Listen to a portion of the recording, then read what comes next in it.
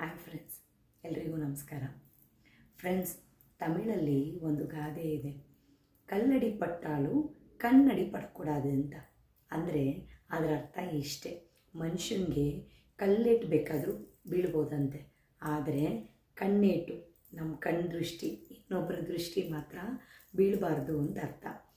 ಎಷ್ಟೋ ಸಲ ಇದ್ರ ಬಗ್ಗೆ ಚರ್ಚಿಸಿದಾಗ ಅನಿಸುತ್ತೆ, ನಿಜನ ಸುಳ್ಳ, ನಂಬದ ಬಿಡದ ಅಂತ.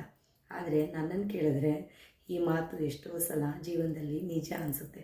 ಯಾಕಂದರೆ ಎಲ್ಲ ಚೆನ್ನಾಗಿ ನಡೀತಾ ಇರಬೇಕಾದ್ರೇ ಯಾರೋ ಒಬ್ಬರೆಲ್ಲ ಚೆನ್ನಾಗಿದೆ ಬಿಡು ನಿನ್ನ ಲೈಫಲ್ಲಿ ಅನ್ನಷ್ಟರಲ್ಲೇ ನಮ್ಮ ಜೀವನ ಹಾದಿನೇ ಬದಲಾಗ್ಬಿಟ್ಟಿರುತ್ತೆ. ಸೊ ಇದ್ರ ಬಗ್ಗೆ ನಿಮಗೇನು ಅನಿಸುತ್ತೆ? ಕಲ್ಲಡಿ ಅಂದರೆ ಕಲ್ಲೇಟು ಬಿದ್ದರೂ ಪರವಾಗಿಲ್ವಾ, ಅಥವಾ ಜನಗಳು ಕಣ್ಣೇಟು ಇದೆಲ್ಲ ಸುಳ್ಳು ಅಂತ ಅನಿಸುತ್ತಾ? ದಯವಿಟ್ಟು ಕಮೆಂಟ್ ಮಾಡಿ ತಿಳಿಸಿ.